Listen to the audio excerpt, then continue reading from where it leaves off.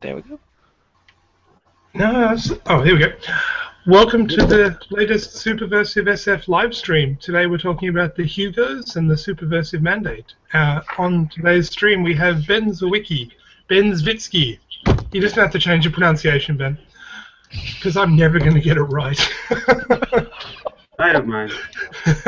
Daddy Warpig, David Halquist, EJ Chumack, John C. Wright, Jaji Lamplighter Wright, and our special guest, Tom Simon, essayist extraordinaire. So, Yay! Yay! woo! And there was much rejoicing. I'm online already. You can take care of these things yourself. Now, Okay. the little button in the corner that's supposed to say live, on my computer screen it says undead. Is that a good sign? Hey, did we ever post the mandate on the website? Originally, I didn't because I think we were going to do it after I'm this. going to put it up there right now, just so if anybody wants to go look at it, they'll see what's there.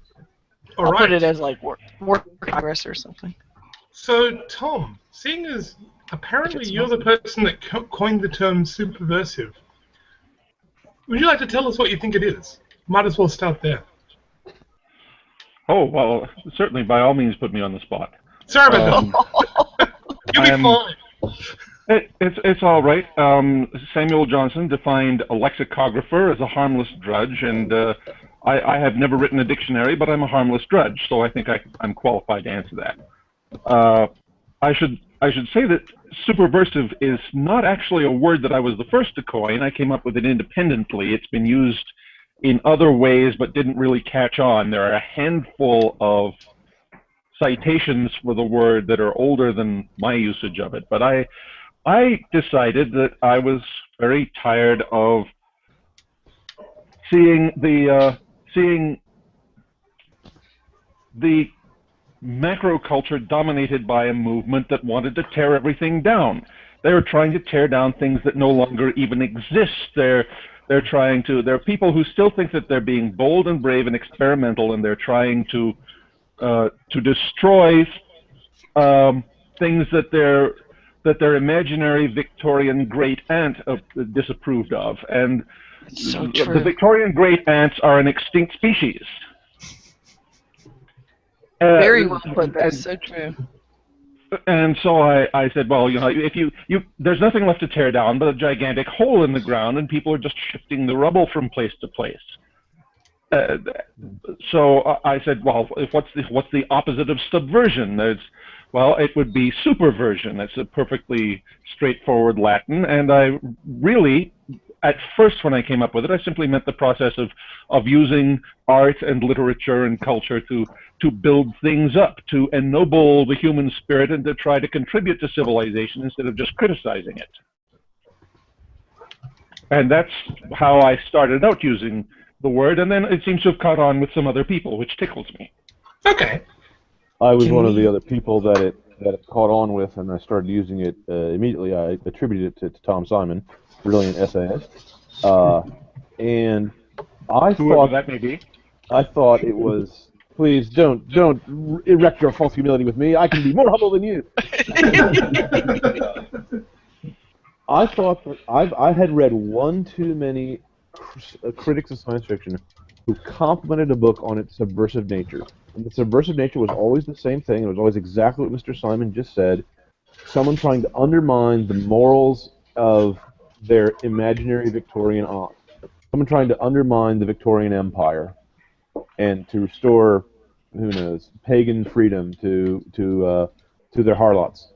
And so I thought that if they were going to try to subvert things, it was always the same way. It was always trying to subvert the dominant paradigm. It was always trying to undermine, to cut out the foundational roots of faith you have in the unspoken contract upon which the society is grounded. And it basically means being against the church, so you don't have to be a religious man to see the religious roots of Western civilization. It helps if you are, because you don't have a allergic reaction to them. But whether you're religious or not, you're in a civilization. Okay, a civilization is based on certain fundamental, unspoken, agreed upon principles. Subversive literature attempts to undermine those principles by casting doubts on them and holding them up to mockery. Their only language is mockery. Because they're undermining the castle wall. And so I thought subversion was a perfect word to express the idea of reaching down from above, from a higher morality, Superversion, yes. to lift up the literature. To have literature act as cheerleaders. Can I say something real quick? The third step between Tom's, first introducing it and our website was that John and I were Balticon about 2 years ago, maybe it was 3 years ago now. And as we left, we were discussing topics very much like this one, and talking about how we would like to have a new stories that were heroic, and we were also talking about what we call Christian magic, which is stories that have like a Bible quote or something else in it in a way that brings out a sense of wonder rather than in a way that's kind of pious and not that interesting. And I, as a joke, said we should start a literary movement because I was just really amused that the steam punk movement had been just like started by somebody, and the group of guys had like started it. I just thought this was hilarious. So I said, well, we should start a movement trying to have this heroic, uplifting writing, and we talked about what to call it for a while, and John kept suggesting Superversive, and I was like, back then I couldn't say it, I hadn't heard it enough. I was like, I think that's too hard, but after, about a day, he won me over, and I thought it was a great name. And it took me about 1.5 years before I asked Tom to write the opening essay for announcing this, but it was very short after that Jason jumped on board, and here we are. I want to make a comment real quick about subversive literature. Actually, I'm going to make 2 comments. Subversive literature is, first off, entirely parasitic. It depends on having a civilization around to oppose itself to. 2, subversive literature plays on a weakness in human psychology which believes that if something can be mocked, that therefore it must be false or foolish or wrong. All sorts of things can be mocked, and I frequently mock things that I love or mock myself is self-deprecating humor. That doesn't mean that that which is being mocked is wrong, and yet I've noticed that the vast majority of people think that if you can make fun of something, that per force it must be lame or incorrect, and subversive literature plays into that. The last observation about subversive literature is how utterly ignorant it is. I remember reading of a story where a science fiction writer wanted to shock people, and so he postulated a place where the human race had been destroyed, and all that was left was a brother and sister, and the brother and sister had to procreate together to repopulate the planet. He thought this would be shocking and horrific and undermine the concept of incest. Apparently, he is entirely ignorant of Genesis and Adam and Eve's children. I'm like, that's and not ignorant shocking. of an entire trophy of science fiction stories called the Adam and Eve story. That story's as old as the hills. That's like the worship. Literally, I mean, it's like one of the oldest stories. What's interesting is You not can't make only that was up. that, but they never. Have you ever noticed how they never seem to have any sense of humor about themselves? Yes. Yeah. I've noticed that about the left in general. Their mockery's never funny. It's never witty. They always act as if the joke has already been told, and all you have to do is sneer along with them to get the joke. But they never actually tell the joke. I think Tom was so spot on. That was Uncle Screwtape's definition of flippancy, assuming that the joke has already been told, because it takes a very clever human to actually invent a joke, but anybody can act as if it's already been told, and this is how Screwtape lures fools into hell. I think Tom was so spot on. A point that Tom made. It isn't a joke. It's just A point that references Tom made to a Jake reference stuff. to the his description of Superversive really hit me because of the current. I think it's not sure who the publisher is offhand, but the Queers Destroy fantasy, science fiction, horror, and the People of Color Destroy science fiction, fantasy, and color. I suppose that's supposed to be amusing, but I think the point being is that destruction at any level seems to be exceptionally popular and is a compliment of some kind. statement of betterment, just as Tom said. But it's I've never seen something so blatant. I don't. I thought Tom was so spot on with his comments about the Victorian grandmother, because when I was young, there were still people who had Victorian grandmothers. I did, for instance. You know, but nowadays you see they're still doing the same thing. They're fighting the same way, and the authority that they think they're fighting doesn't even exist anymore. And I started to describe it as, you know, people say they're tolerant. Well, tolerance is treating kindly things you disagree with, not treating kindly things you think someone else disagrees with. And a lot of what's going on right now in our culture is people standing up for things that they think this invisible, disapproving grandmother is disapproving of when there's nobody there.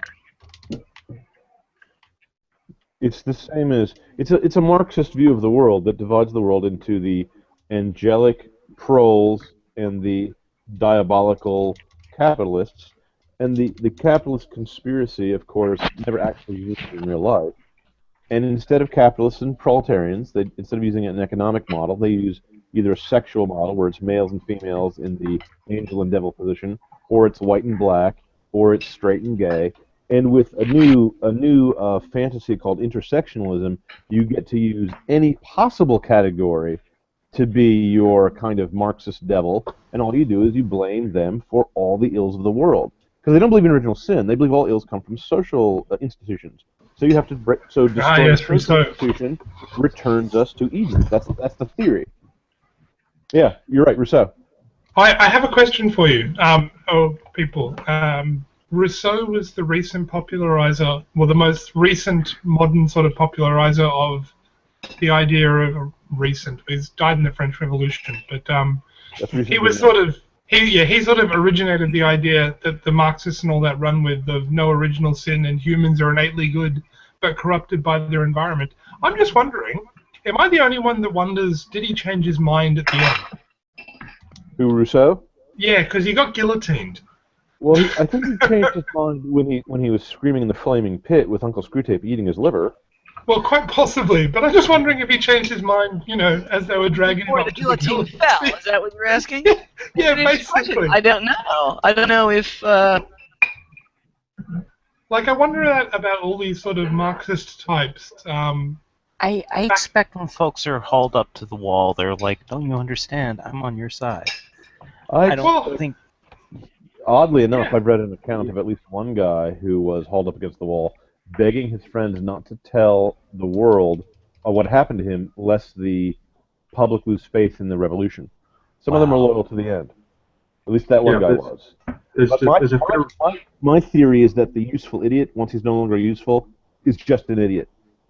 Well, I mean, there's a film called The Checklist, which is a documentary of the, I'm not sure which, one building in Moscow where the secret police basically shot people, lined up against the wall in groups of 5 and shot them constantly every day, and that's in the background of the story.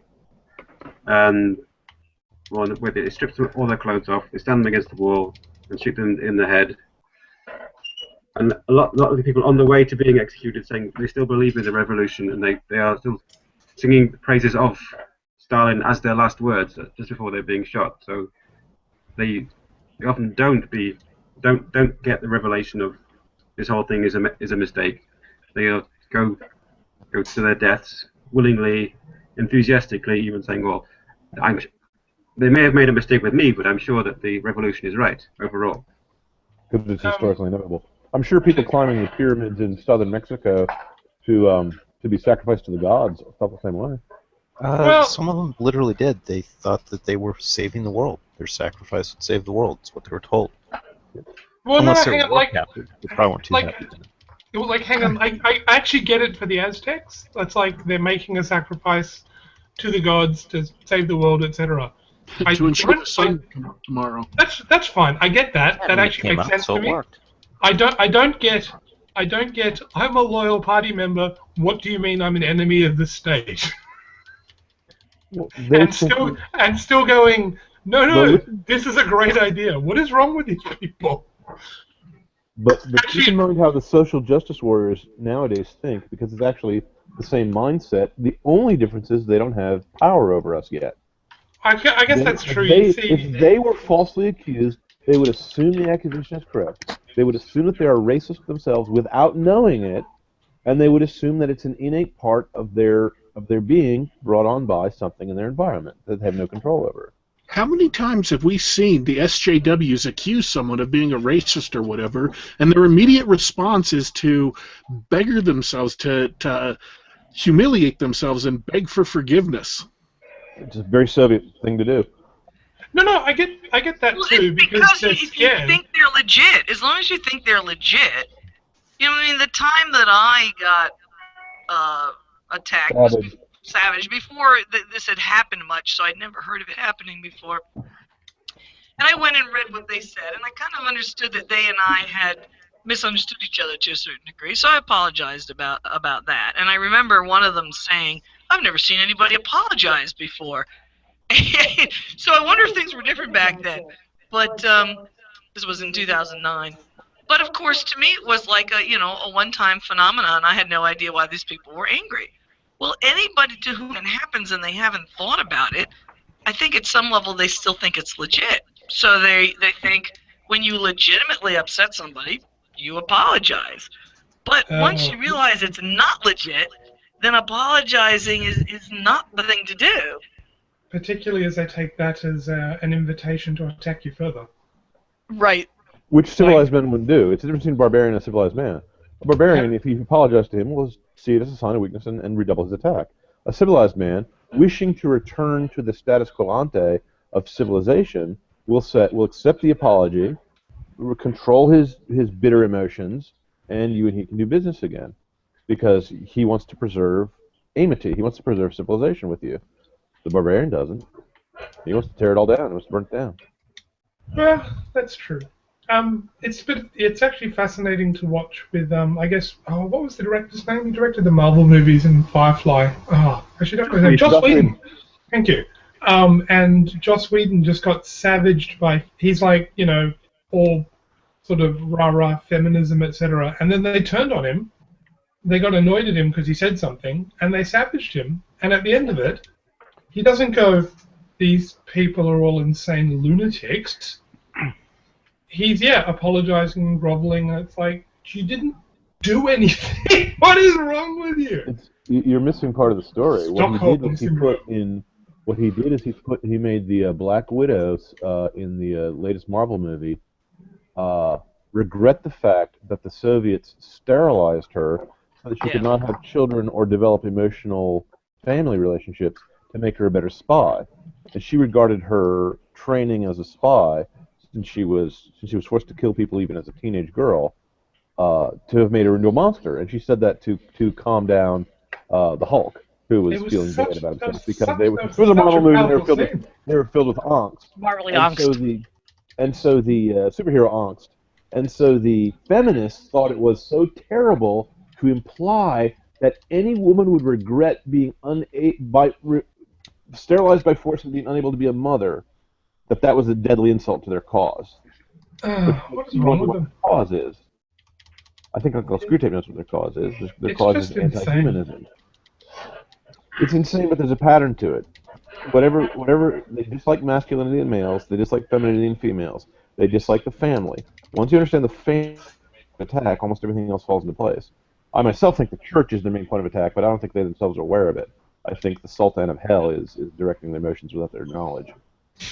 Well, no disagreement there. But it was just bizarre, particularly as that was a really beautiful scene. It was. Like, it was a really moving, really right in the feels. Beauty reminds people of heaven. Uncle Screwtape does not like beauty. But all mockery, flippancy, ugliness is what they like. That's why they like graffiti. One of the reasons that this whole thing is no longer legit is they've attacked Joss Whedon in the last year or two. They've attacked Will Wheaton. They've attacked Neil Gaiman. They've attacked Alan Moore. Okay, those guys are like their. I think they hit John Butcher too. I mean, you're talking about just a huge, but those 4 guys are super liberal guys. They attacked. They're their guys. They attacked Bob Heinlein, who at the time when he was writing had no greater enemy than the imaginary Victorian aunt. Everything he wrote in Stranger in Strangeland was to mock the imaginary Victorian aunt. He's dead, He was though. their He's champion. He was their prophet, and they turned on him. In defense of Mr. Heinlein, she was not yet imaginary at that time. Oh, yeah, well, in defense of Bob, he's an easy target. He's dead. But the other thing about the imaginary Victorian aunt is that when I was young, we were actually legitimately could say we objected to the imaginary Victorian aunt because we didn't act like her. In fact, I would say if there was a statement that I think was kind of the watchword of up until the very recently, it was, nothing you say can offend me. That was how we all stood and interacted with each other. We really tried to not be offended and to discuss things. Now, all of a sudden, in the last few years, there's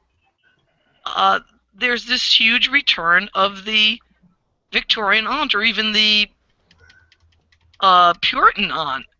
I was going to say, now yeah. they're backing immorality. If you want to question any of their points, they act exactly the way the Victorians did, trying to, not talk about things and attack you.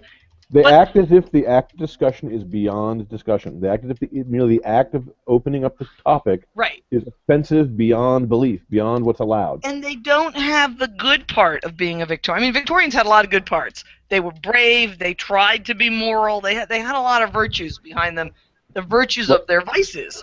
These guys have only the vices. Well, as far as I can tell, they're standing up. Hey, John, you turned your mic off. The things they're standing up for are not good things.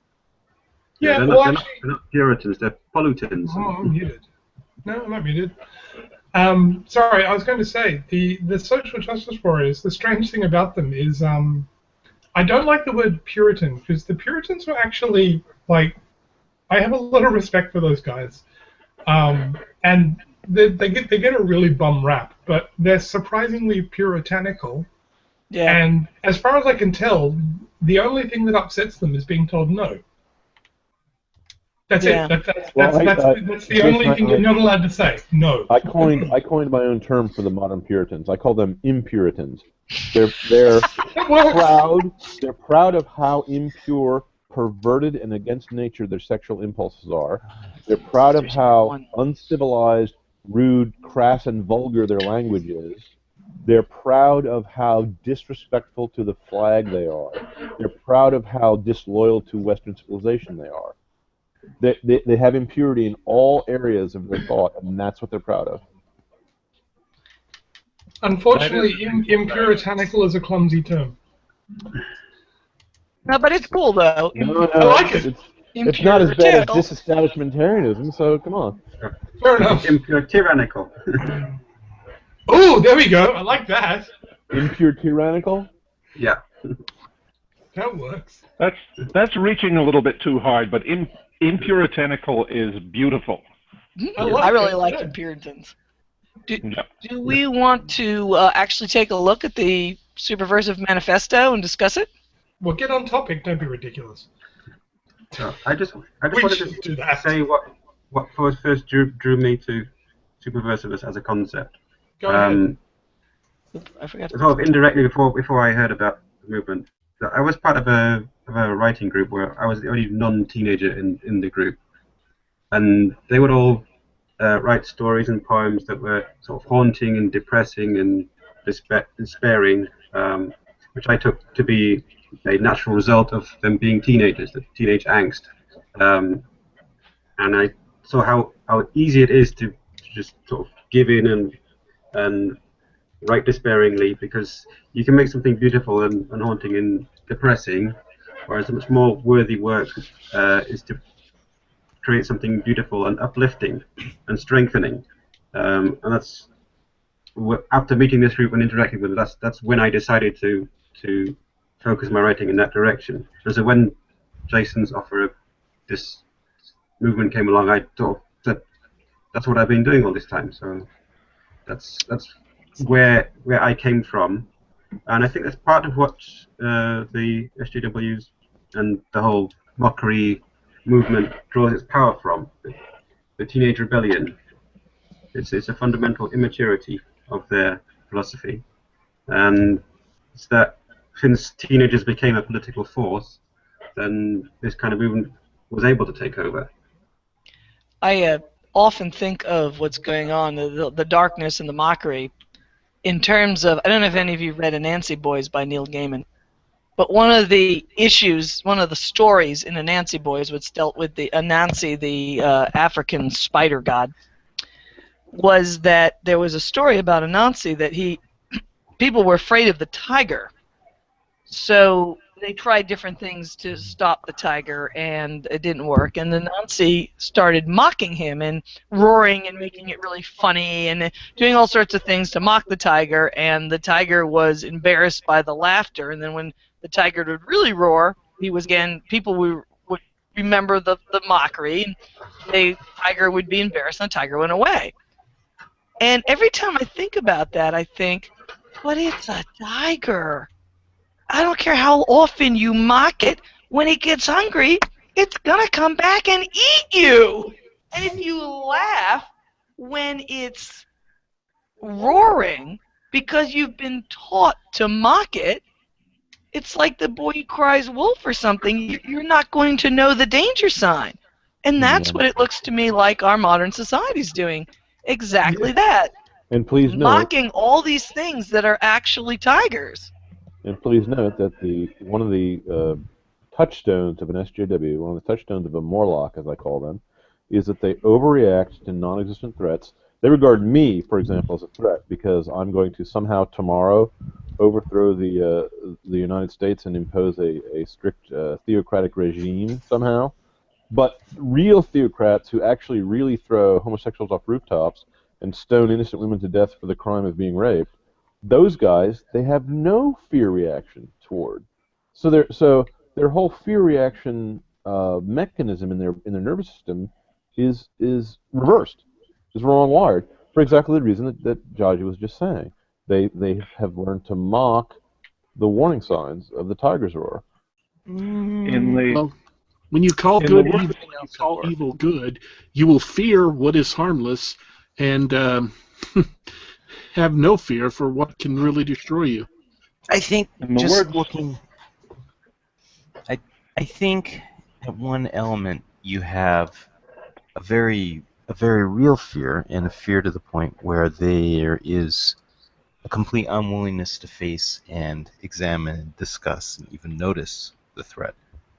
And that fear and that reaction and that anger is transferred to someone they know will not harm them, such as a writer or a commentator or a police officer, who they know will be restrained in a civilized fashion. The thing I have observed in talking to many of these people one-on-one is that they don't actually have the fear reaction. They think that that anything that is said about genuine threats is mere propaganda being put out by evil people like us to try to work up the masses. They honestly don't believe in the existence of real threats. John asked me once, back when you were a liberal, what did you think the enemy was? And I thought about it for a long time, and I said, one enemy. That's what we thought. Now, we thought there was an enemy. We thought it was a big, fat, rich, conservative guy. Rich Uncle Pennybags from the Monopoly game. Well, no, not a guy like that. A really kind of harsh guy, probably not even a, and we thought there was also the Victorian grandmother. Those were the two enemies. Richard Nixon. I think more Richard Cheney you have is to what think this you're is. really strong and the rest of the world is really weak to be in that mindset.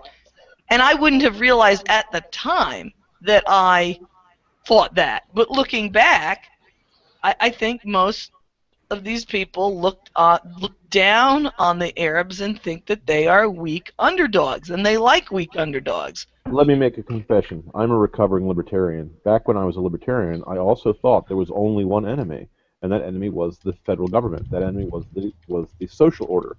which I thought was the source of all the ills afflicting society. Very simple worldview. The liberals are the same way. The only enemy is the enemy against whom they are rebelling.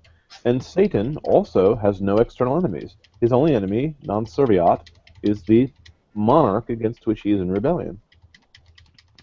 I have a question.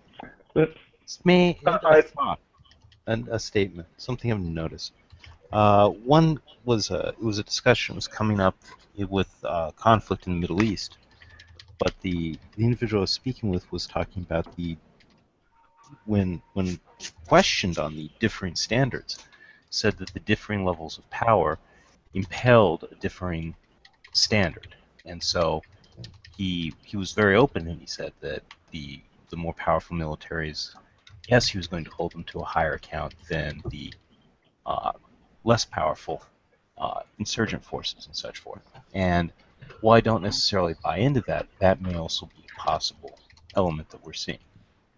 I think that every single rational explanation you hear from an SJW or a leftist, to take it all the way back to Rousseau, is simply a rationalization of a visceral hatred for Western civilization and Christianity. They will say whatever is necessary to say to justify their actions today being motivated not by rationality, but by antagonism towards Christianity, Christian morality, and Western civilization. Amen. What is that? Oh, I just noticed Ben posted a quote from Leviticus. As for those of you who are left, I will make their hearts go fearful in the lands of their enemies, that the sound of a wind-blown leaf will put them to flight. They will run as though fleeing from the sword, and they will fall, even though no one is pursuing them. Pursuing them. Now, I assume in context, left means a little more leftover. oomph. You have to read that with a little more drama. It's got to go like this. As for those of you who are left, I will make their hearts so fearful in the lands of their enemies that the sound of a wind-blown leaf will put them to flight. They will run as though fleeing from the sword, and they will fall even though no one is pursuing them. Oh, that echo makes it perfect. Although it really needs to be It read gives him by that the little late Darth Vader Valentine bit. dial. That I didn't was get that, Tom. Say it again, please. very Old Testament voice. Actually, I'll settle for Christopher Lee reading that. That would be he could do that justice.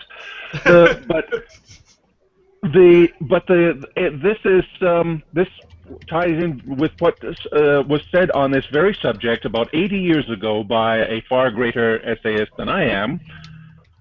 So much of left-wing thought is a kind of playing with fire by people who don't even know that fire is hot. Oh, okay. Yes, I'd agree with that. C.S. Lewis or George Orwell. Oh, George Orwell. Okay. See, I don't know He anything. was a leftist, but he was a sane man, which is a combination that you don't often see anymore. Yeah, he was an odd fellow, wasn't he? Like, he wrote 1984, but he was down that socialist end of the spectrum. Well, Yes, keep in mind, well, he was. Chesterton was also a socialist when he was young, and in those days the socialists were Rousseauians who thought that by a gentle method all the capitalists could somehow be wafted away from society, and then we would all settle down and just be nice agrarian partners together. Orwell's Down and Out in Paris and London is one of the funniest books I ever read. I remember laughing really hard when I was reading that, which is just his experience trying to live in Paris and London without much money. He was I'm young. picking up some noise that's someone tapping a keyboard over and over again. If one of you is doing it, could you please stop? It's being picked up on the microphone. Just mute yourself, yeah. Just hit mute before you do that. It's all good. That works. So we should get on to the Superversive Manifesto. I realize being on topic is silly, but... Does somebody want to read the... Oh, wait, no, we're not allowed to call it a manifesto, are we? Even though Well, I suggested we call it that so that the SJW... The rough Writers' movements traditionally have manifestos. They're called The manifestos. rough draft is still called a manifesto because that's what was proposed. We can argue about whether it's a declaration or a manifesto as we go. Does somebody want to read it?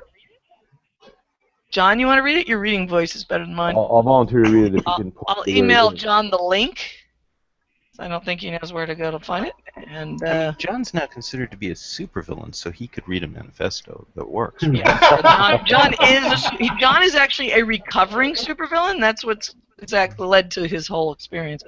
I sent you a link, Hanson. Hopefully you'll get it in a moment or two. Okay. But what are you going to talk about until I get the link? I could have put it here, actually. The volcano base with the lava curtain? Yeah. I'm working on it.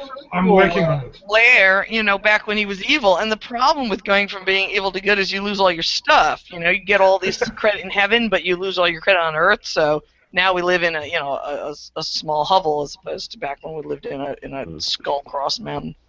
What do you do with your doomsday weapon, death rays, and minion? I donated them all to charity. The Little Sisters of the Poor now have the earthquake machine. Do you see it, Link? I put it up on the chat. Yes, I see. John has it. John's ready. Ready? Who do you donate death rays to? Anyway. The Little Sisters of the Poor, or to the pizza parlor, or the Hobby Lobby. Those guys. How And dumb what do does they do someone with have to them? be to mess with nuns? They take them apart and put flowers in them and stuff like that. Okay, John, go for it. Dr. Death. Writing and publishing are today dominated by a worldview determined to define what values a respectable writer can promote, and even redefine what constitutes a story. It is against these constraints that we, the undersigned, must affirm what we believe are the basic principles and purposes of storytelling, and to take a stand for freedom of expression. We therefore assert the following. 1. We reject the self-congratulatory projection of supposed righteousness that poses as storytelling. Good fiction writing is the creation of dramatic tension that inspires reader empathy and emotional involvement in characters striving courageously for transcendent goals. 2. We laugh at meaningless application of the word courage to those who kneel in obedience to the cultural totalitarians, who in turn serve political totalitarians, just as we laughed at overhyped posers who imagine they are rebellious outsiders when in fact they are the pampered favorites of a powerful literary establishment. 3. We denounce the unhealthy obsession many mainstream publishing houses have for celebrating social and individual fragmentation, alienation, and nihilism. 4. We reaffirm literature's primary purpose as a vehicle for kindling and nurturing one's connection to the transcendent, that is, one's sense of belonging to and joyfully nurturing something greater than oneself. 5. We believe the acts of writing and reading further one's ability to communicate, to reason, to empathize, to function in society, and to appreciate different points of view. 6.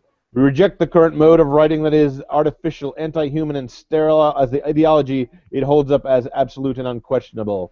7. We reaffirm writing that acts as a civilizing force, and reject current writing that openly seeks to subvert civilization and ridicule those who want to preserve it. 8. The writing we wish to produce is that which enables the writer to communicate with himself, his readers, and his sense of the transcendent. Understanding and being understood are essential to taking an active role in life, to belonging, which are essential to human happiness and the building of character. 9.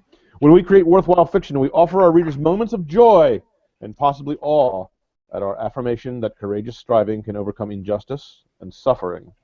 10. We unite against those writers and critics who do not only seek to undermine the pursuit of the transcendent, but deny that humans are even capable of approaching it. To which we dedicate our lives, fortunes, and sacred honor. I added that part. It's a good last edition. Yeah. Good. Mm-hmm. I should be a writer.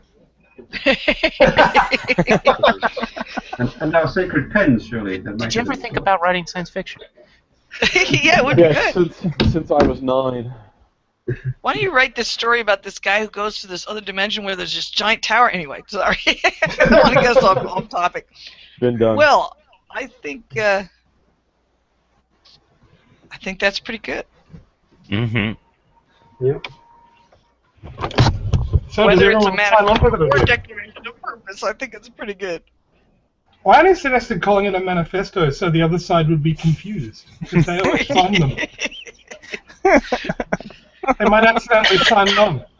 Well, we could always declare among ourselves that it is in fact a declaration, but send it out as a manifesto, I suppose, so that it's superversive when they start reading it. Well, just because Marx used the word manifesto doesn't mean the word is tainted forever. All literary movements post a manifesto. When I started the Space Princess movement, which I and one other writer are still in.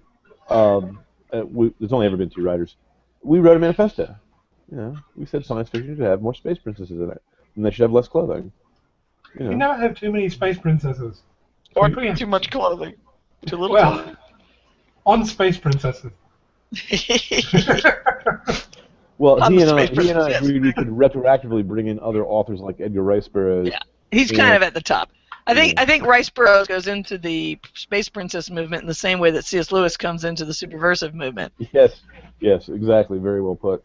Though I must, for Josh's sake, say that Josh wanted to put A Wrinkle in Time up as also a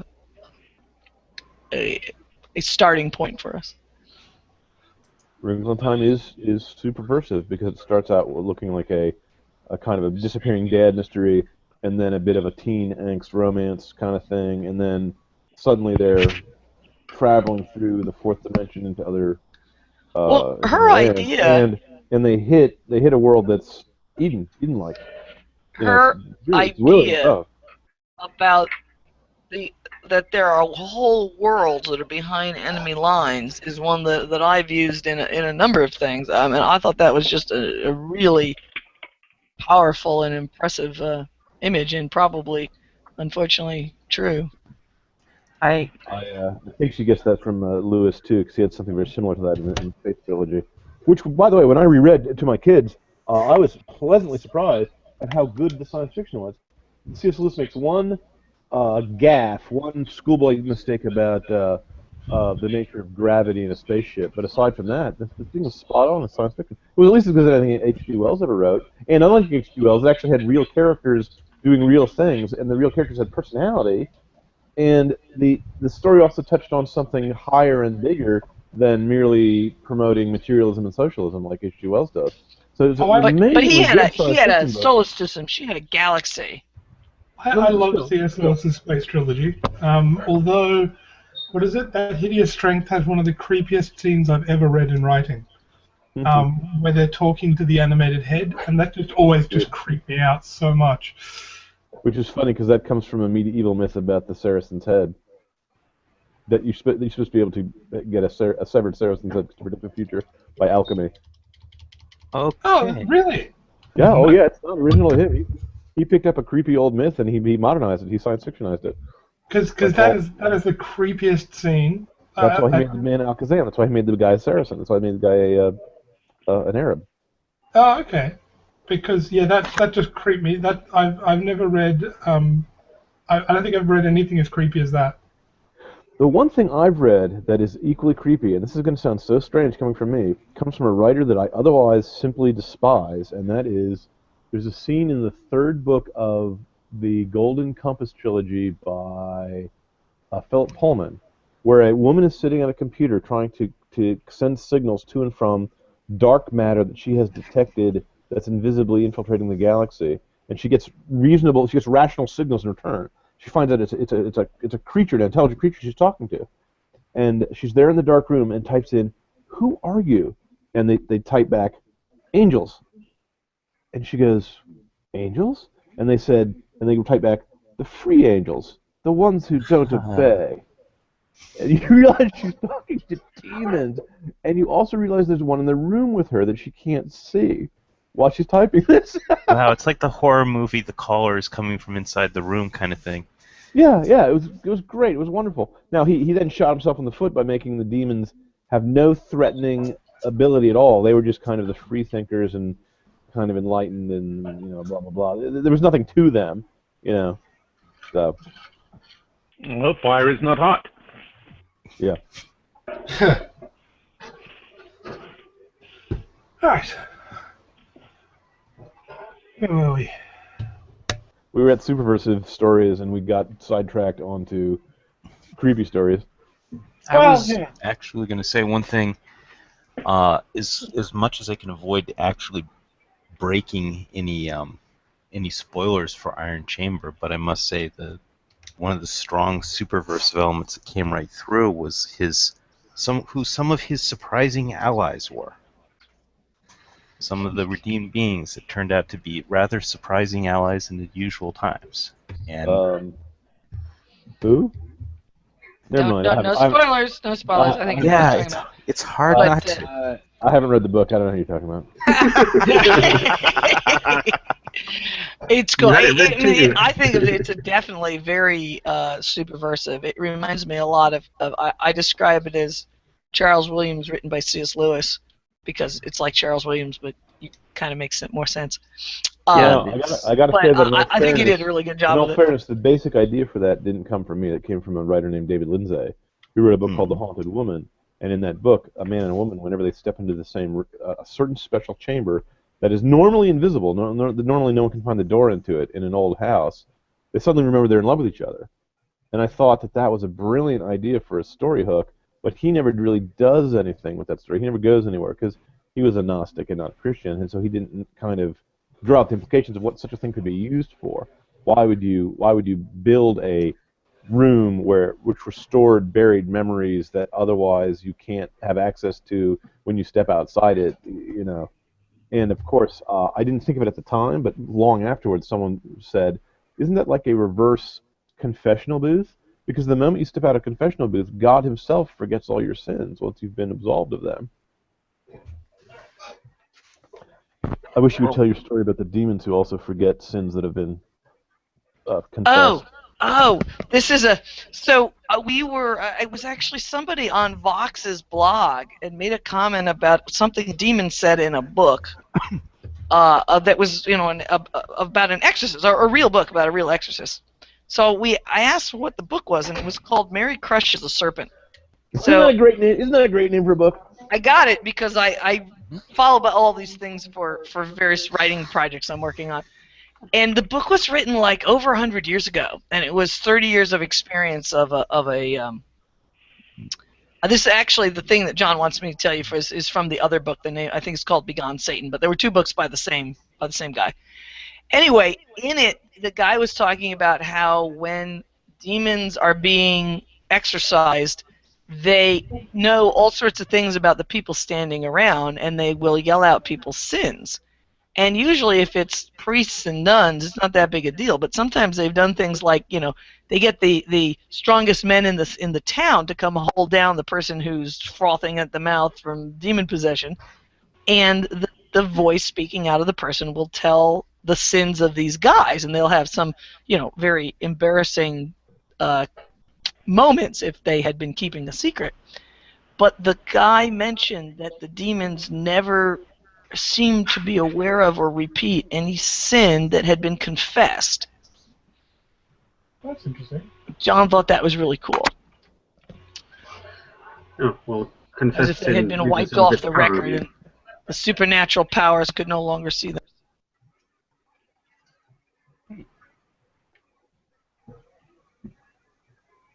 Well, what do we think about the manifesto? Is it missing anything? Tom, what do you think? How does it fall in with your original vision? It falls in very closely. It's the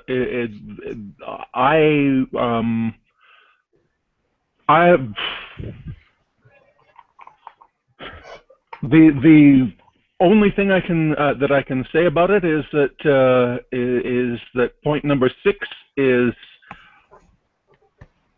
a little bit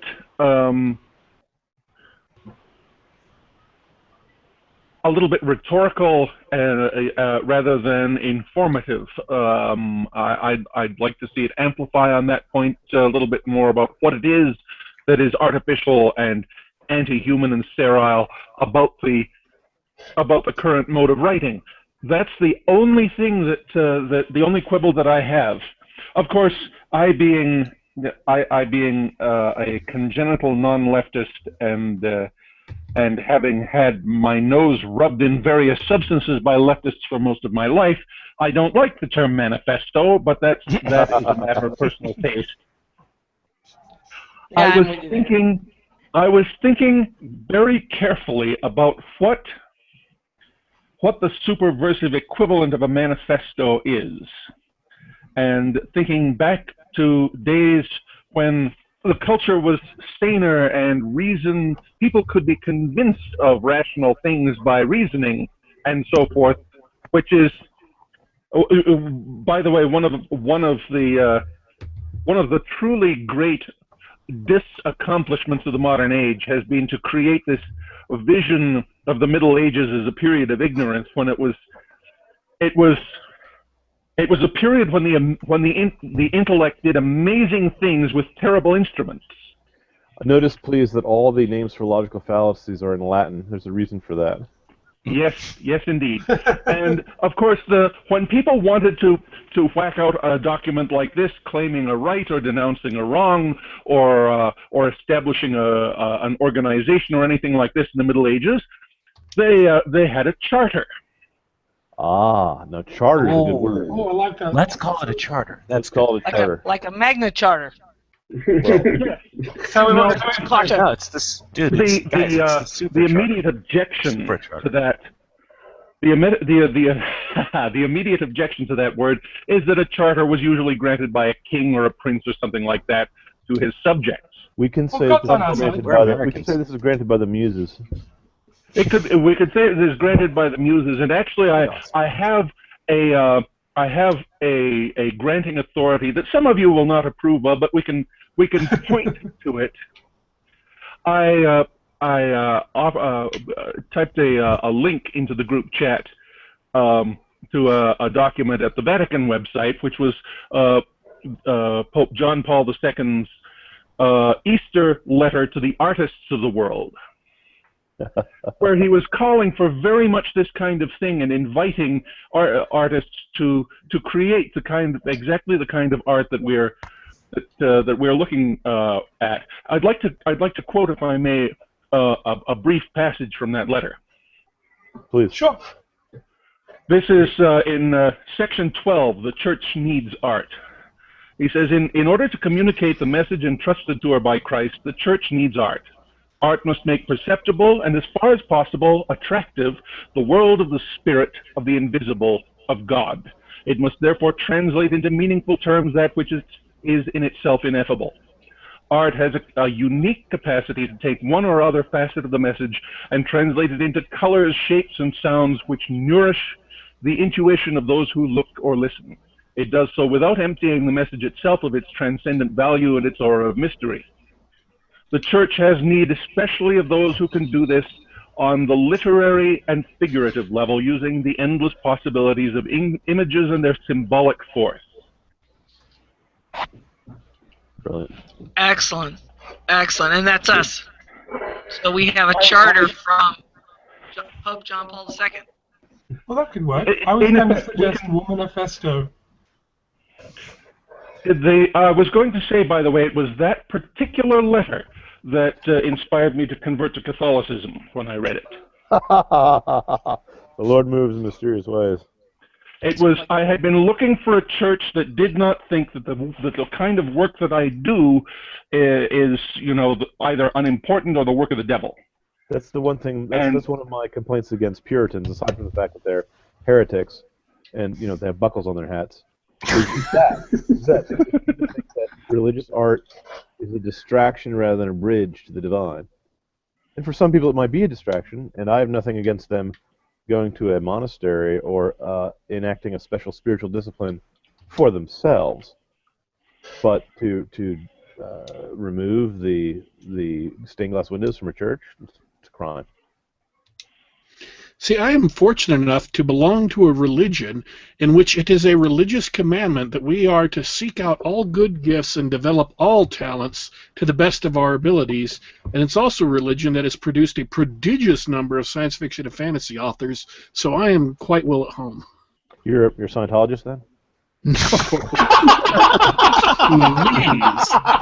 It's a joke. A. Van Vogt, one of my favorite authors, got involved in Scientology, and he kind of dropped out of writing for about a decade because of that.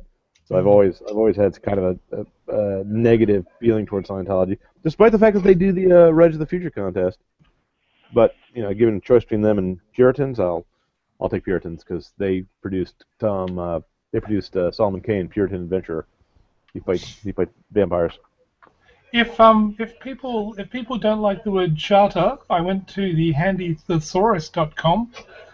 And we have, as synonyms for charter, treaty, agreement, code, constitution, contract, document, license, pact, permit, settlement, allotment, bond, concession, conveyance, deed, endowment, franchise. I like that actually. Indenture. That might have the wrong connotation. Yeah. I do rather Patent. like charter, though. The Oh. Superversive charter. No, let's have the Superversive patent. I love it. Yeah, Superversive Charter. Because Oh, otherwise what's the other one? we could say the Dark Lord's command. The other one would be Constitution, is I think quite applicable. Yep.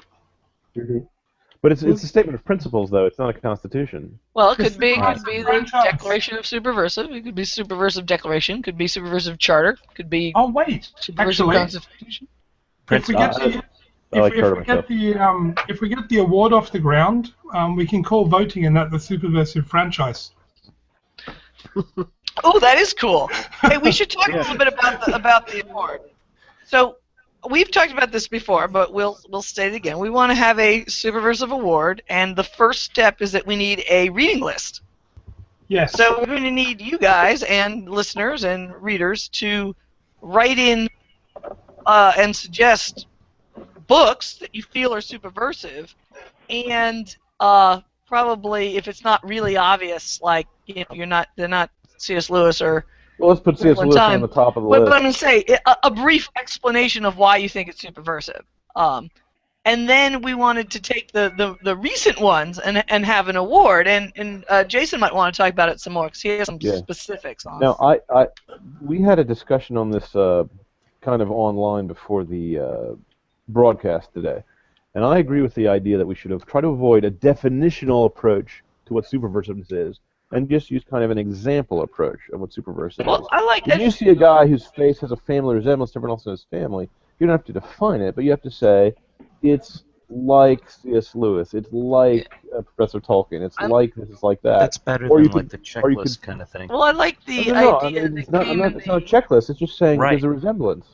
I like the Exactly. idea that was from the email, and I don't remember now if it was Ben or Jason who talked about the way skating is voted, where you go, you give it, X out of 10. This has a superversive value of 6, and this other one has a superversive value of 9. Because that way you're saying how much it seems to you to fit the bill, rather than saying, yes or no. I think it's reasonable to say why you think this is superversive, even if why you think it's superversive is it reminds me of C.S. Lewis because of this sort of thing. I mean, I get what you're saying about the resemblance. Just saying it's not subversive, would be good enough for me. Because subversive is the dominant paradigm these days. As long as you've got a reason for it. Yeah. That's all. So in terms of the award, I did have the suggestion of Jaji was very strong on the idea of we really, really, really should give people some money for winning. Which I think is a good idea. I think it should be a paid award, even if it's a very small amount, like we start out with $5 or something. No, but I think that I love Larry Correa's idea of the authors getting paid, and it just would be wonderful if we had an award that had a cash gift that came to whoever won it. I totally agree, and my suggestion was probably to gauge interest, at least at first, was to try kickstarting the idea to some number of hundreds of dollars, and then offer, well, if writers want to kick in books and things as, prizes, not prizes, rewards for different pledge levels, and allow people to make a vote and suggest that you basically get a vote in the competition if you pledge $1 or more. The pledge level can be really low. It's just I'm inclined to think if you want to vote, well, it should cost you something. It should at least cost you. It doesn't have to be much. $1 is a token amount. It should at least be the price of a cup of coffee. The nice thing about the Kickstart idea that Jason had was he said, let's say you start with $1. For $1 you can vote. For $5 you get a free story, or however we set it up. That encourages people to donate more and get a few things back. But it Exactly. also sets a basic, simple level that for your $1 you get franchised and get to vote in the award. Yeah, and anyone can join. And the price is—it's not sort of $40 like Worldcon, which is a lot, but Yeah. it's $1. So it's not going to break anybody's bank. Anybody that wants to vote. I mean, yeah, like how motivated do you have to be to kick in $1? You have Right. to be slightly more motivated than signing a change.org petition, but not much more motivated than that. And if we have the reading list up ahead of time, and we have a kind of an agreement that these are superversive books among at least semi-superversive among the group of us, we don't have the problem of, well, what do you do if someone suggests a book that's clearly not superversive? We have to have some sort of juried award system, though. Well, we were going to start with just the group of us. Because we're basically doing the same thing that the Prometheus Award does, where the Prometheus Award wants to award science fiction that follows a certain political philosophy. In our case, it's not a political philosophy; it's a metaphysical one, if you like. I think to start out with, we don't need a lot of organization, but if it takes off, it might be worth it to find out how the Prometheus Awards are awarded. Because one of the problems that I foresee, and this is not one that I've brought up before, is that right now we can just, as a group, go, oh, okay, let's pick these books. But at some point in the future, the main books that are up for the award may be the books written by some of us, and we really shouldn't be involved in judging the books the years that our books are up.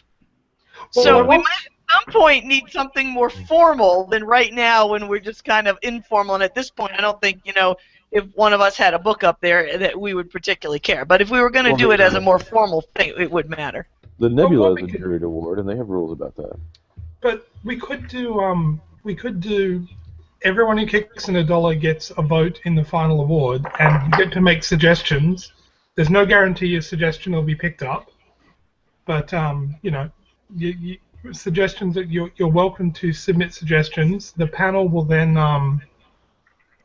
I don't know, whittle down the suggestions potentially, or draw up a short list, and then everyone gets to vote on the short list they like. I don't know. It could be done. Yeah, that I like. Yeah, it could be done very openly. That has the advantage of a juried award, and also the advantage of a more democratic. It could be done very openly, where books can be suggested, and then let's say a 1 to 10 number applied by the group of us, and if a book doesn't get above 7, it doesn't go on the list, and it could just be put up a note. These were the books that were suggested, and these books over here didn't qualify because they weren't thought to be superversive enough, and these books are the ones to vote for.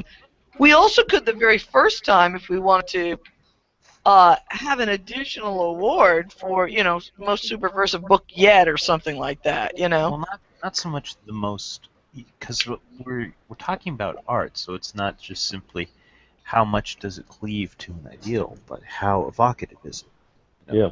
Something could cleave to an ideal perfectly and be dull as dishwater. On the other hand, something could mention it kind of interlaced through the writing in a subtle way and truly transport you to another world.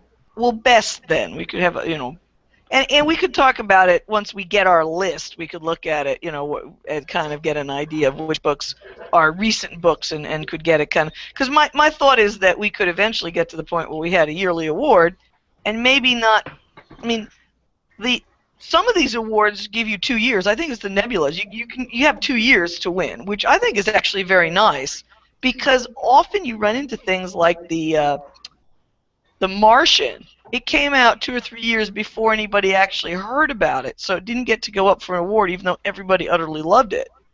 So it might be nice to have a range where you would say, any book that has not already won that's been published within, a year to either side of a certain point or something like that, and it give the books more than one chance to win. But the first time we're going to be dealing with an entire reading list, not only of recent books, which would be the kind of later on, here's additional books, but also of past books that people feel fall into this category. You could make the rule books in the last 10 years that no one's put on the list before. Yeah, we could do something. That would be a good way of doing it. Because that way, if a new book came up and it had never been on the list, it could go on right away. And the fact that it was published a few years earlier wouldn't matter. But you couldn't re-put on a book that's already been up there. Once you get on the list, that's your chance. But now, would you do what the Nebulas do, where even if you get on the list, you have 2 years to possibly win, or do you think one time and that's it? My thought with the 2 years one is A, it does give a little bit of range, and B, we don't have that many books to start with yet. I was going to say it will work until the list gets too long. Yeah, so we could start it that way, and then tighten up the rules if we start getting a lot more people contributing. And the other thing we could talk about is categories, like long and short, fantasy and science fiction and stuff like that. But I actually think we might want to get our list first and then talk about categories, because, if we put it out and we only got science fiction and no fantasy, there wouldn't be any point in having a fantasy subset or something like that. I'm not thinking that we would, but you understand what I'm saying.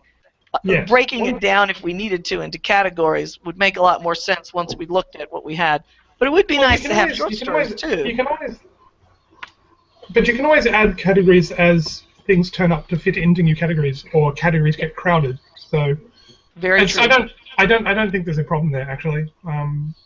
The award can always get bigger. So. Well, it would be nice at least to have science fiction, a fantasy, and a short one. I think the short one needs to be more categories than that, I don't know. But at least that, to encourage people to share short stories that they felt really, hit the mark for them. I think, given Dragon Con doesn't have any short story awards and the Hugos are irrelevant, having a short story award is probably a good idea.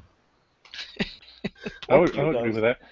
Yes. Yeah, I think that's fun. I actually was feeling really sorry for the Hugos today, because it suddenly occurred to me that many of the people involved don't go and look at each other's blogs, particularly if they're not on that side. So many of the people who voted no award didn't know that Vox had vowed to burn the Hugos down if they voted no award. So they don't know why he did what he did this year, and the whole thing is just kind of a sad mystery. It's all, the Hugos are a bit sad this year. I was talking to someone who participates, I forget his name, Tom, I think, doesn't matter. I won't guess at his name because someone will get in trouble who was uninvolved. But, they seem really intent on saving the Hugos from Vox, apparently not realizing that, Space Raptor Butt Invasion is on the list. The Hugos are a joke now, and you'll never get past Space Raptor Butt Invasion was on the list of the Hugos. Anytime anybody wants to go look how important the Hugos are, Space Raptor Butt Invasion was nominated. I'm sorry, you're done. Chuck Tingle, the author of Space Raptor Butt Invasion, has invited Zoe Quinn to accept the award for him if he wins. He was at first. At first, he seemed to be kind of, his first reactions were kind of delightful to the rabid puppies. But then, according to his little tweets, he did some searches online, and if you look, you could go online and you could read 27 articles. You would not find one that told what was really going on. So, of course, there's no way he could have read it and come away with any idea of what was really going on. So he came up with a very negative idea towards the puppies. It doesn't matter. The road have dips and rises. It doesn't matter. In the big picture, the rabid puppies are doing what's necessary to be done to restore the puppies are delighted by Zoe Quinn's participation. They think it's hilarious because she's going to get up in front of the crowd and accept an award, if he wins, for Space Raptor Butt Invasion. Yeah, so what you're saying is it's a lose-lose situation. It's just for them, it's a win-win situation. Vox Day has Xanatos gambited them yet again. It doesn't matter what Mr. Tingle does. He's funny and crazy, and if he turns on us, it doesn't matter because he can't stop being funny and crazy. Yes, exactly. I think he's either Vox knows him and he's in on the joke, or he's figured it out.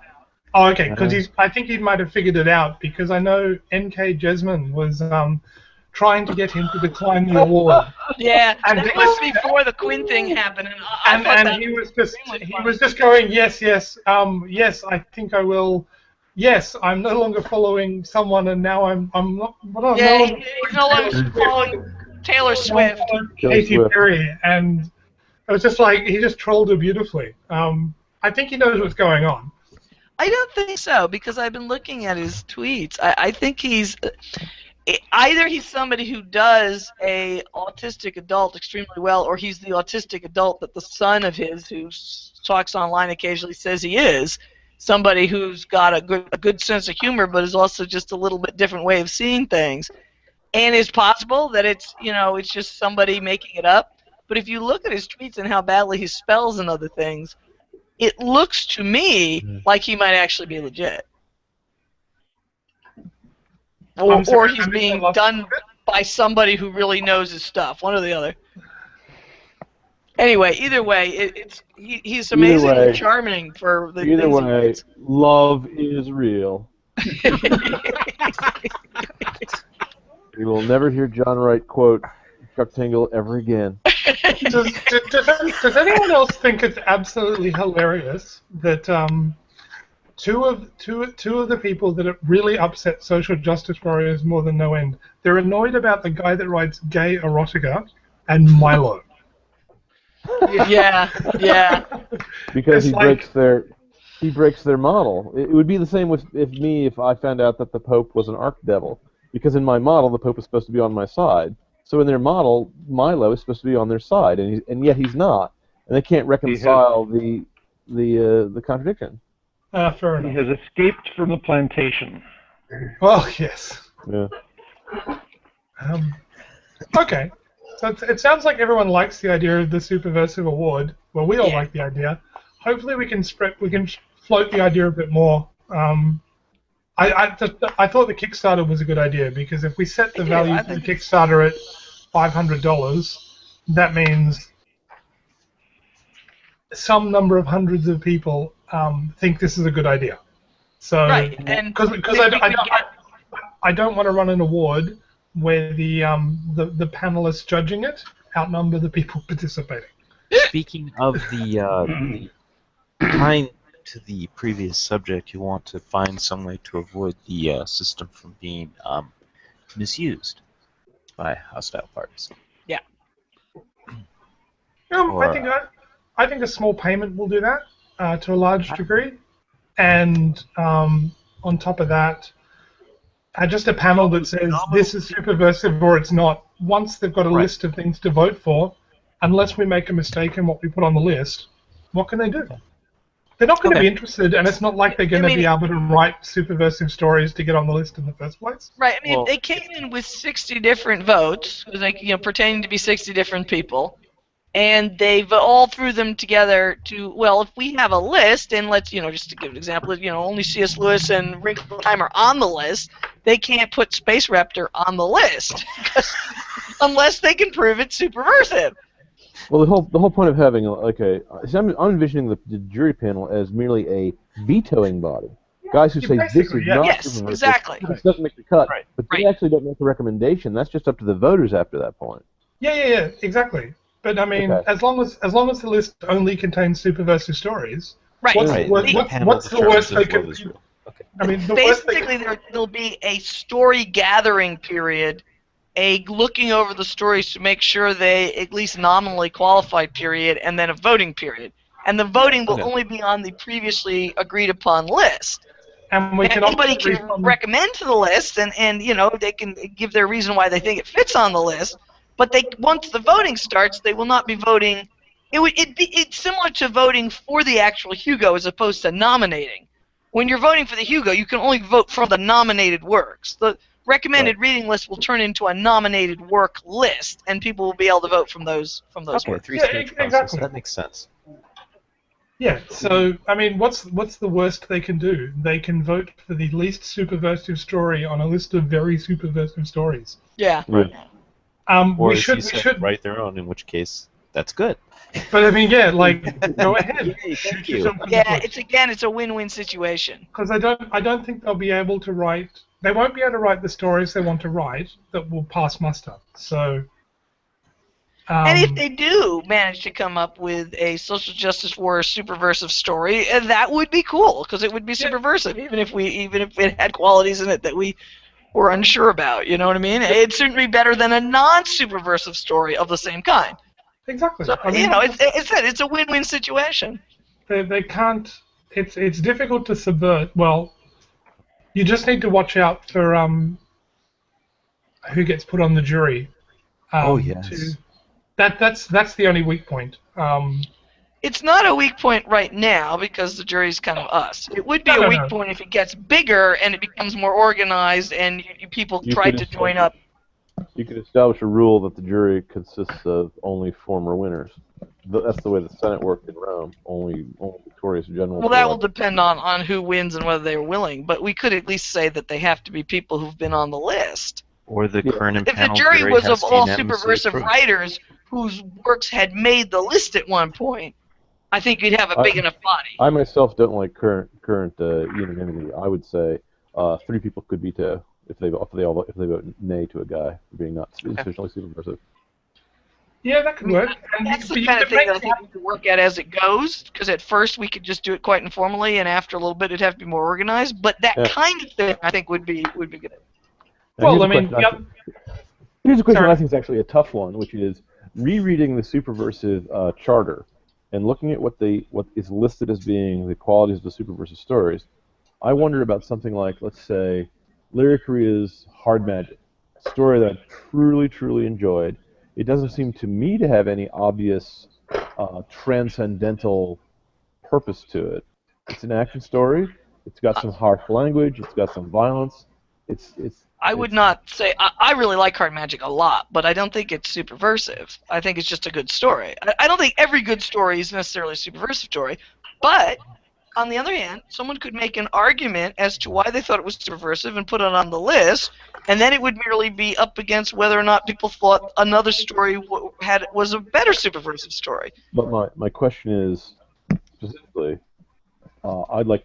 Do we consider tragedies to be superversive? My argument is that a tragedy also still shows you that the moral order of the universe is operating correctly. I think at the moment we'd have to read them and see whether we felt they felt superversive. I don't think we can narrow it down beyond that at this point. Yeah. At some later point, we might say we've all agreed from now until the end of time because it's come up every single time that this quality doesn't count. But for right now, I think it's just kind of a matter of.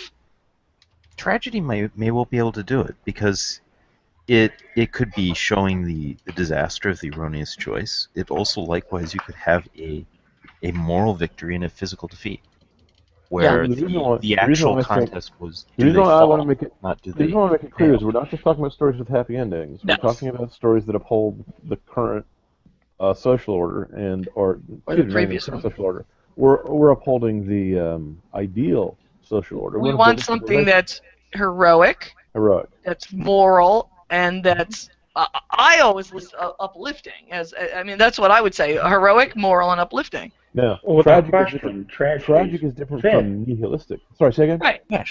Because you're going to take all the Greek tragedies and say those aren't superversive. No, not at all. I think the tragedies can be uplifting. I think sometimes they're really uplifting. That's my point. That's what the catharsis is. One of my dad's favorite movie was, I think it's called Ikaru, the movie that ends very sadly because the main character dies of cancer, but he succeeds and he wins, Maybe you'd say that wasn't a tragedy since he won, but I'm just saying that it doesn't have to not be sad. Very heartwarming story. Ikiru is an Akira Kurosawa film. The main character finds out that he's dying of cancer, and he realizes that he's never done anything of any significance in his entire life. He's a Japanese bureaucrat. He's a Japanese bureaucrat, and so what he does is he uses his knowledge of bureaucracy and of how the system works, even while he's dying and barely able to move and walk around, to try to get a small park set up in an area that doesn't have any place for the kids to play. Some moms And the last scene is the old man, the last time he's seen alive on Earth, is he's sitting in the swing set of the newly constructed park when no one else is there yet. And I believe that's where he dies. It's really touching. Singing a lullaby to himself. But the setup is that the moms want this park, and they've been railroaded by the bureaucracy, sent in a circle, and no one will help them. And when the guy finds out he's dying, he decides, and he'll do things like just sit for 2 days in front of a door until the guy finally talks to him, and he just, wears down. He gets the park made, and I mean, you could say it's not a tragedy, but I cried really hard at the end. So it's really sad, but it's really beautiful and it's uplifting. So I don't think tragedy versus comedy. I mean, and there's plenty of comedies that are not superversive in any way. Yeah. So I don't think tragedy versus comedy is the issue. The issue has to be whether we feel, and we can look when we read something. We can say, okay, I think Ikaru has a superversive quality because it shows, his integrity, and we can list the things that we felt came out to us when we make our argument for it. This isn't an argument. This isn't me making a position. It's a genuine question. Let's take something like Hard Magic or Son of the Black Sword, one of Larry Correia's novels. The reason why I find Larry Correia to be a morally praiseworthy author, especially in these fallen days, is that he had, in his works, there is decency and there is corruption and vice, and his characters fight against corruption and vice. They're generally, the main characters are generally morally praiseworthy people. I'm wondering, I'm not saying you're wrong. I am absolutely not saying you're wrong to say that Hard Magic isn't superversive. I'm just wondering what quality is missing from the work that would make you not put it in that category. Well, first let me say that this is exactly what I imagine us doing when we're talking about them, which is arguing back and forth and trying to make a good argument. And if there's 3 qualities to superversiveness, in my counting, moral, heroic, and uplifting, I would say I think it falls short on uplifting, but it is moral and heroic, so put it on the list, and then, people can vote. Because maybe we don't need all 3 to qualify, or maybe, and we could also start with a wider definition and only narrow it later on if we found our list getting too long. Right now, what we're really looking for is books that people who like superversive stories will enjoy. So I think we should err on the side of being slightly too lenient rather than slightly too strict. I myself like the idea of a negative definition. That a story that, for whatever reason, is proposed as being superversive, if you can show me that it's nihilistic, that it's mockery, or what was the word that C.S. Lewis used? Ridicule, rivalry. I can't think of the word. Where you pretend there's a joke has been told and it hasn't actually been told. That word. Flippancy. Flippancy. That's it. Thank you very much. Anything that's flippant, that's nihilistic, and that blurs the distinction between the morally upright and the morally corrupt characters in the story. And I'm not talking about people making complex moral decisions, and I'm not talking about guys like Boromir, who, in The Lord of the Rings, makes a wrong moral decision and ends up paying with it for his life. I'm talking about stories deliberately set up to subvert the dominant social paradigm. Well, that makes an interesting question. If let's say we got a story that has some elements that are clearly subversive, but the rest of it isn't, does it get automatically disqualified for having a subversive element? Or does a small amount of subversiveness but a lot of superversiveness cancel out? Or do we just go ahead and put it on as long as we think it has at least 2 or 3 of the qualities? Well, here's a question about that. Suppose we had a hard-boiled detective story on like The Maltese Falcon. The main character is very cynical, but he does the right thing at the very end, even giving up on the girl he may or may not have been in love with. He turns over to the police. Is it nihilistic, or is it actually superversive? Does it uphold the values of society, or does it... Well, we could go back to your idea of saying 3 people, that if 3 people gave it a thumbs down and said, I don't think it fits here, then we wouldn't put it on the list or something like that. Yeah. But I like the idea of doing what we just did and having a chance for the person who thinks it's worth it to give their argument. I thought the argument just given about Hard Magic was a really good one. Strong argument, yeah. The War Pig argument. I do think that you you are looking not necessarily at something that directly touches, as Shaggy did in her article, the numinous. I can't find the link for it, but like that's a goal, but that's not necessarily a subset of superversion. Like, you want to be able to transcend people to that kind of wonder, but not every artist is going to be able to do that. It's not necessarily superversive art if it fails to do that. It's more, does it build up society? Does it appear to the virtues that build society? Is it show the consequences? Let me make a quick comment about that, because I think that's very interesting, because I was just reading a comic book that I like, but it had one panel and one line where they introduced a cop who was a male cop who talked about his husband. And I've seen many times when people are writing subversive literature how they will sneak in their little liberal sucker punch just at the last minute to try to make the whole story then have a subversive purpose, because everything else that you liked about the story, when they introduce the one element that is subverting the dominant paradigm, arguing that male and female are interchangeable, or that sodomy is the same as copulation, the argument then is slipped in.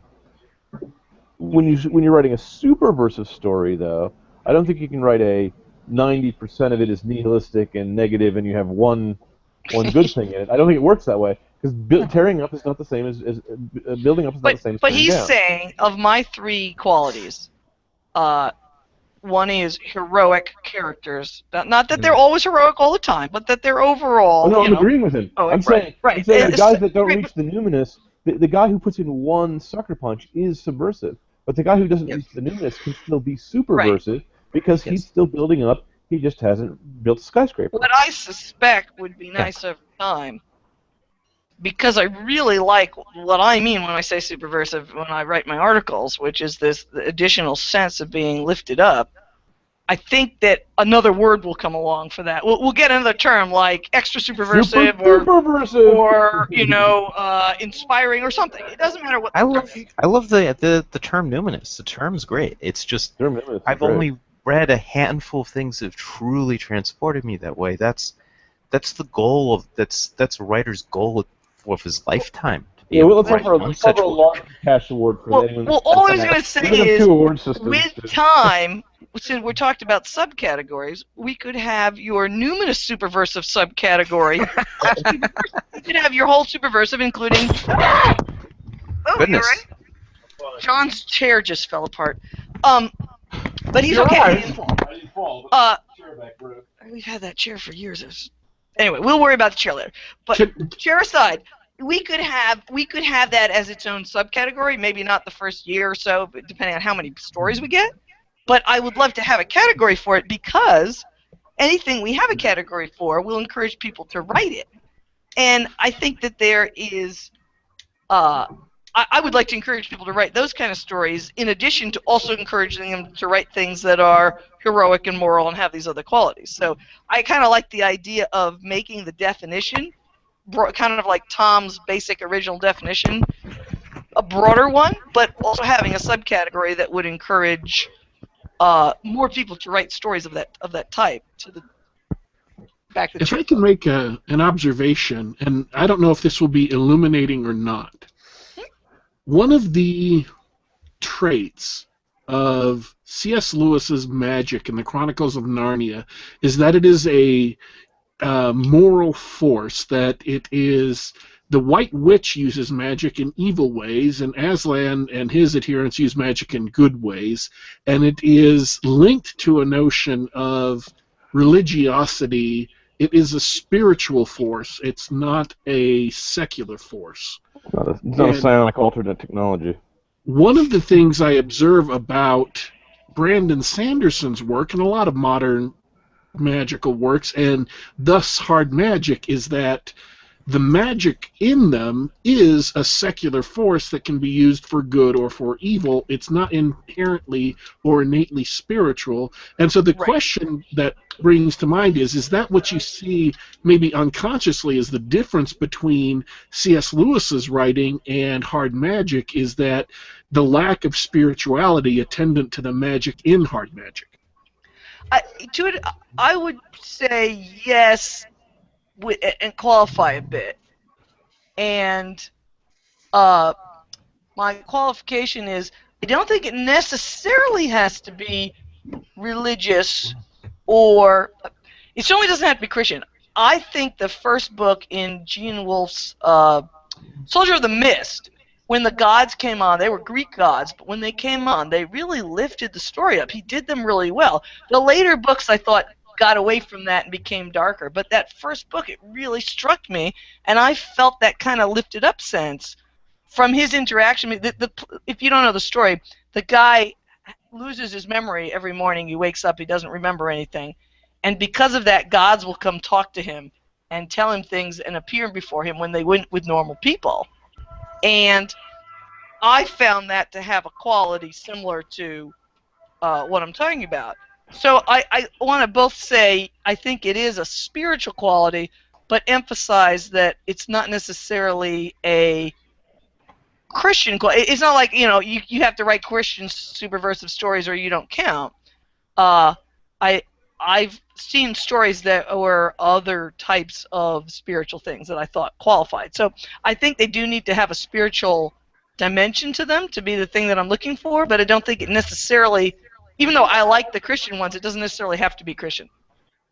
If I can make a suggestion, I think it's the difference, I think it's parallel to the difference between what's called high fantasy, Tolkien-esque fantasy, and sword and sorcery, or Robert E. Howard type fantasy. In Robert E. Howard type fantasies, usually the magic is morbid and spooky, but it's not necessarily based on any kind of religiosity. Whereas in Tolkien, he very clearly makes a distinction between the way the elves do their arts and the way the enemy does the enemy's arts. Now, I think both stories could equally be superversive because you could use either tool to uplift society and to affirm the basic moral truths of the universe. But I do think they are in different genres. I do think that once you start treating magic like it is a spiritual force, you stepped into the high fantasy world.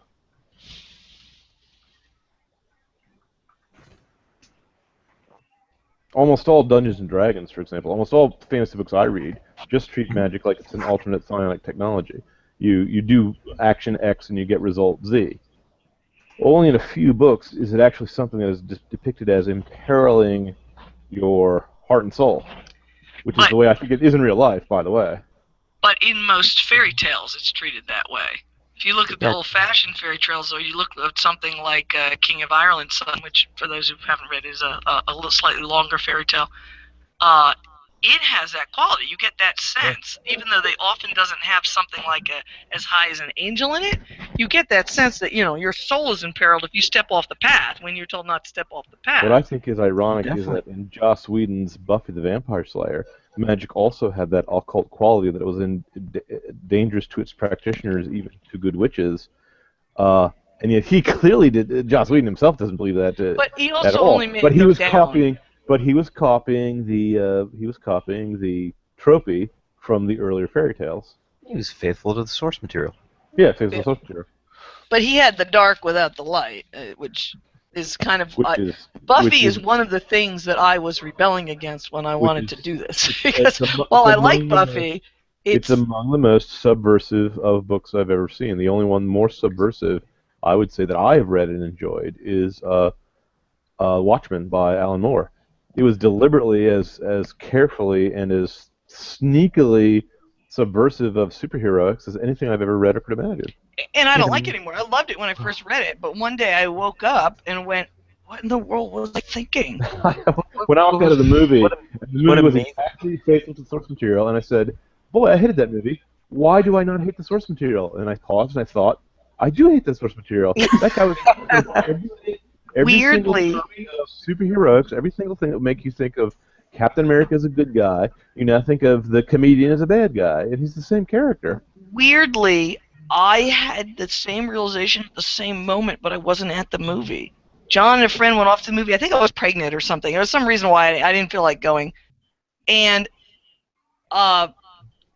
they were at the movie, and I was thinking about it, and I suddenly realized that I had utterly loved this thing, and when I thought back, I had loved it for all these promises that I thought were going to be in it, where I thought that, you know, the characters were going to rise up again and redeem their old heroic day, and I realized none of those promises were kept. It was a weird experience. It was like 20 years later, so I had loved it for a long time. The idea of promises not being kept is rather ironic, considering that when Edmund is promised by the White Witch of Narnia to be made a king of Narnia, when of course he's already a king of Narnia, he just doesn't know it. The devil never keeps his promises. He either offers you something you've already got, or he cheats you. The same thing happens in Silver Chair. The Narnian prince in Silver Chair is offered a kingdom that he's already the prince of by the underground witch who pretends that there's no sun. Lady of the Green Turtle. Yep. I'm going to have to split. I have a thing coming up. This was great being with you guys, though. Yeah, I also have to go. I need to go buy myself a new chair. I'm sorry. That's okay. We should probably wind this up. So, final thoughts? Everybody. Does anyone have any final statements before we wind this up? Well, I would really like to thank Tom for coming. I hope he'll come again. Yes, it was fun.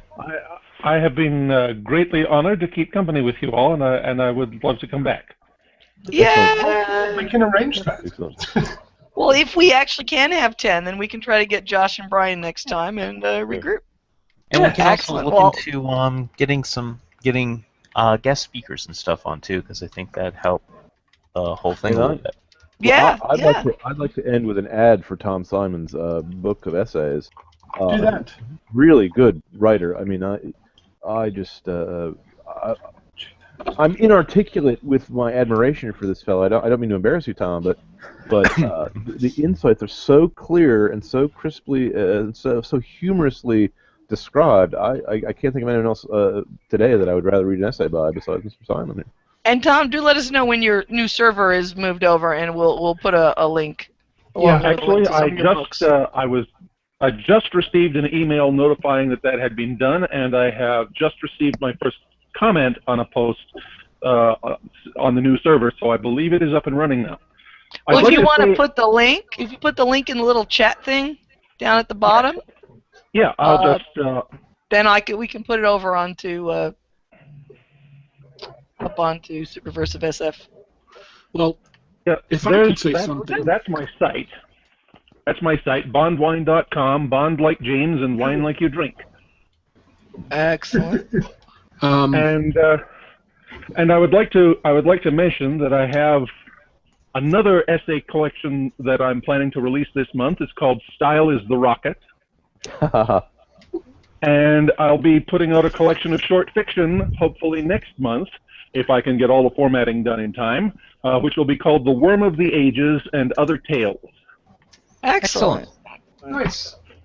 Well, I hope maybe by the time we have our next chat, you'll be able to mention it, because often if we have something new that's come out, we mention it at the beginning. So maybe next time we can have Tom tell us a little bit about it. And I do, as you say, we should try to get Milo again, because I got the impression that he kind of wanted to come to make up for the fact he didn't manage. I'll work on it. Give up on it. I'll give it a go. Yeah. Very good. All right. Good morning, everyone. Yep. Hang on. I'll stop there.